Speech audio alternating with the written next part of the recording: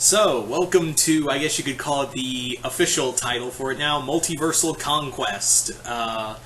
This is a name that my friend Jason Voorhees, 2011, came up with, and I was like, yeah, the more I thought of it, I was like, that's pretty good. I think I'll roll with that. So, Multiversal Conquest is basically not so much two characters fighting, it's more like two empires fighting, or two factions from two different universes fighting, and in here we'll be talking about like what faction has what and how one fights and how the other one will combat it.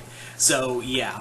So the first two episodes, I guess you could call it pilots, with Mordor and the Fire Nation fighting, as well as the Grimm taking on the Galactic Empire. But here we're going to be doing Atlas from RWBY against Wakanda from Marvel. So yeah, the nation of Wakanda taking on Atlas. So what would it be like if that was an open war between Atlas and Wakanda?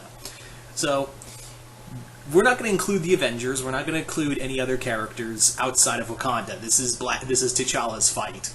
So, in this, let's talk about Atlas first from RWBY. So, Atlas, again, like from RWBY, Atlas is a military force that is usually meant to combat the Grimm as well as Salem. They're led by Ironwood, who in this would not be crazy, and also still have the Aesops as well as Winter, Penny, and of course, the robotic soldiers, as well as human soldiers, and a multitude of tech. These guys take on these gigantic monsters in wars that a lesser person would be driven insane from, because you're fighting monsters that crawl out of people's nightmares on a regular basis. You are probably getting PTSD, so hence why a lot of them are robotic soldiers.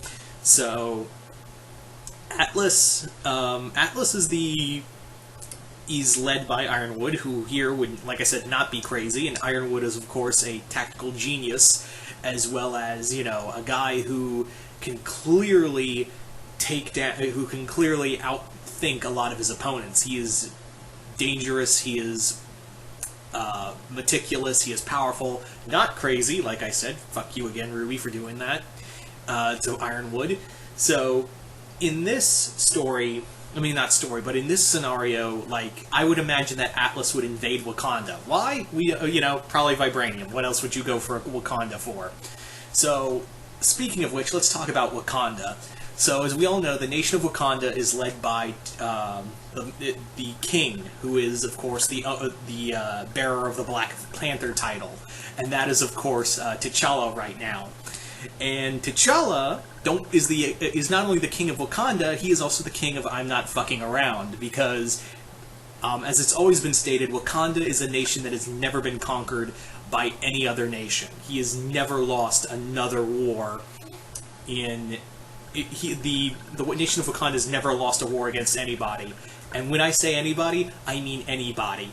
I mean, the Nazis tried to invade them, the British Empire tried to invade them, Latveria tried to fight them. Here's another example of how badass the nation of Wakanda is.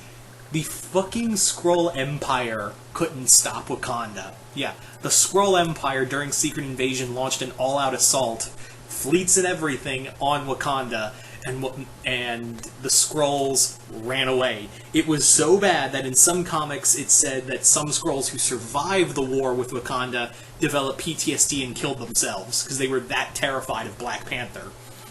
So it gives you a perspective of how dangerous the nation of Wakanda is. So Black Panther, T'Challa, would be the leader of this situation, but you're not just fighting Black Panther. You're fighting Storm, you're fighting Shuri, you're fighting the Dijamanon, you're fighting a nation that is a proud people that have never lost a war. They are master tacticians. They are an army that uses all of their terrain to their advantage, and has another thing, advanced technology. Everyone who goes into Wakanda thinks, oh, it's just another nation in Africa, we can just bulldoze right through them like we did with so many others. That was the case with the Nazis when they tried to invade Wakanda, same with the British Empire before them and the Spanish Empire before them. They didn't know what they were getting into. They were fighting a nation that was way more advanced because of the vibranium they had dug out from the comet and whatnot. So The fact is that Wakanda is a nation that is bred for war. And if Atlas comes marching into Wakanda, you can go into Wakanda, no problem. Getting out's the problem, because, as I stated before, T'Challa is the king of I'm not fucking around, because, yeah, he would not even have the Avengers here, because T'Challa he will have his men kill you.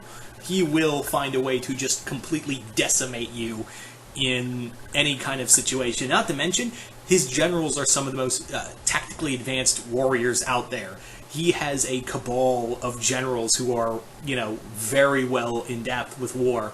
And again, he's got his wife Storm. Again, I'm keeping them married in this scenario. So he's got an Omega level mutant who is his queen, who can control the very force of Mother Nature herself to her will.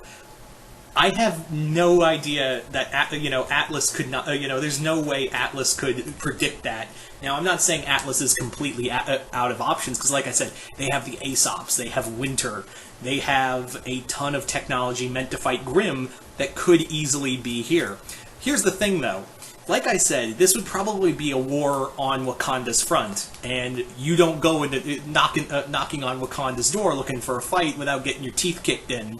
So, the second that Atlas forces would march into Wakanda, instantly it's on. It's instantly on. They would have traps, they would have animals, or cybernetics, or robotics after you.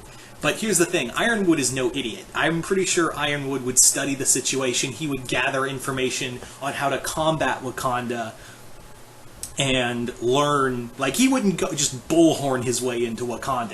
I think Ironwood would understand that the Black Panther and the nation of Wakanda would be a nation that would, it's a proud nation and a nation that's never lost a war. And Ironwood is not an idiot. He would know that I'm just not gonna bullhorn my way into a nation that's never lost a fight on its own turf. I gotta put this in my own, I gotta figure out a way to stop them. And, Atlas technology from Remnant is no joke either.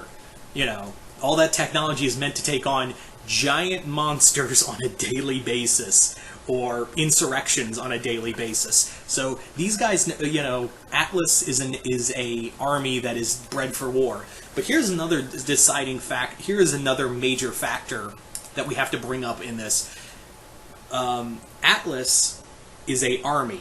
Atlas is it's not a nation, it's an army. Wakanda is a nation. It is an army of people, of proud people who are willing to fight and die for their country.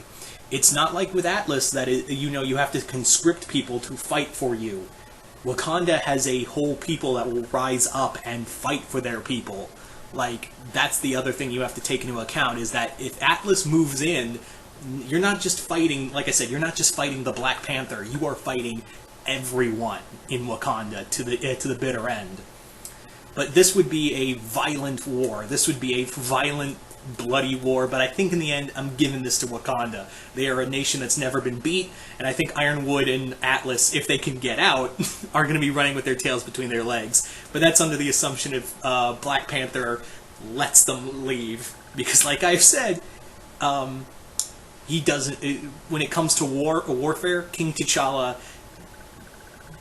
the rules of engagement as a superhero go flying right out the window, so, yeah.